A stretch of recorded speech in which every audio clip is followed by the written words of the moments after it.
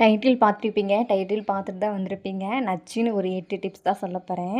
First டிப்ஸா வந்து நம்ம வந்து நம்பணும். நம்ம ஹேண்ட் ரைட்டிங் நல்லாயிருக்கும். நம்மளால வந்து நல்லா எழுத முடியும். நம்மளால வந்து 10த்லேயும் மார்க் எடுக்க முடியும் நல்லா.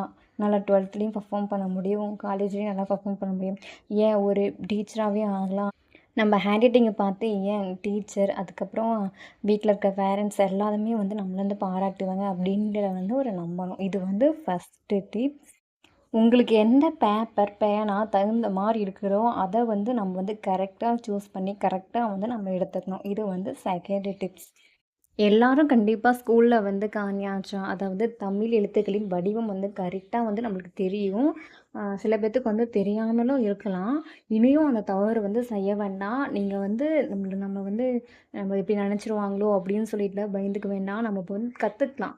கத்துக்கிட்டு அந்த வடிவத்த வந்து கரெக்ட்டா தெரிஞ்சுக்கணும். இதுதான் வந்து 3 டிப். பேனா வந்து இந்த குழந்தைங்கலாம் முக்கியமா வந்து எப்படி வேணா அத அ ஆள்காட்டி விரல், அதுக்கு அடுத்த விரல்லாம் இருக்குல்ல, அந்த விரலும் சேர்த்து வச்சு எழுதுவாங்க. அப்படி வந்து எழுதக்கூடாது.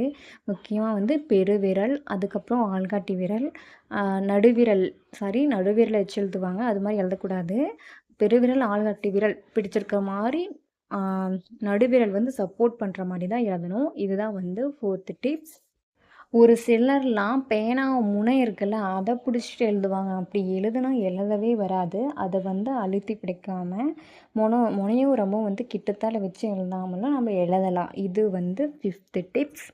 இப்போ நீங்க 2 ரூல்லே எழுதினாலும் சரி, 4 ரூல் எழுதினாலும் சரி, என்ன ஒர்க்கு ரெக்கார்டு, டிராயிங் எதுலயும் சரி, என்ன எழுதினாலும் சரி, நீங்க வந்து உட்காந்து நேரா, அதாவது நம்ம முதுகு தண்டுவடம் வந்து நேரா இருக்கிற மாரி உட்காந்துட்டோம்னா, நம்மளுக்கு எப்பவுமே வந்து முதுகு வலிக்காது. கையும் வலிக்காது. இப்போ வந்து நீங்க குனிஞ்ச மாரி உட்காந்து எழுதிட்டே இருந்தீங்கன்னா வச்சுக்கோங்களேன், உங்களுக்கு வந்து கை வலி ரொம்ப எடுத்துக்கும். பேக் பெயின் ரொம்பவும் இருக்கும். அதனால அந்த தப்ப வந்து நம்ம வந்து செய்ய வேண்டாம். இது வந்து 6த் டிப்ஸ். நான் சொல்றது உங்களுக்கு வந்து கூச்சமா இருந்தாலும் இருக்கும். இருந்தாலும் சொல்றேன். ரொம்ப தப்பாலாம் சொல்ல போறதில்ல.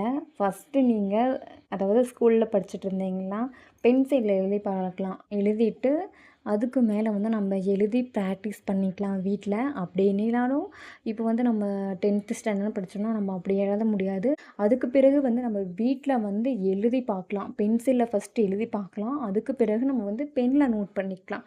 ஓகேங்களா? இது வந்து 7த் டிப்ஸ்.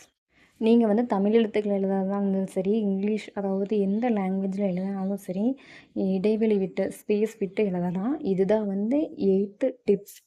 இந்த 8 டிப்ஸும் வந்து உங்களுக்கு யூஸ்ஃபுல்லா இருந்துச்சுன்னா, மோர் வீடியோஸ் வேணுனா என்னோட சேனல வந்து சப்ஸ்கிரைப் பண்ணிக்கோங்க, லைக் பண்ணிக்கோங்க, ஷேர் பண்ணிக்கோங்க. Okay, thank you. Bye bye.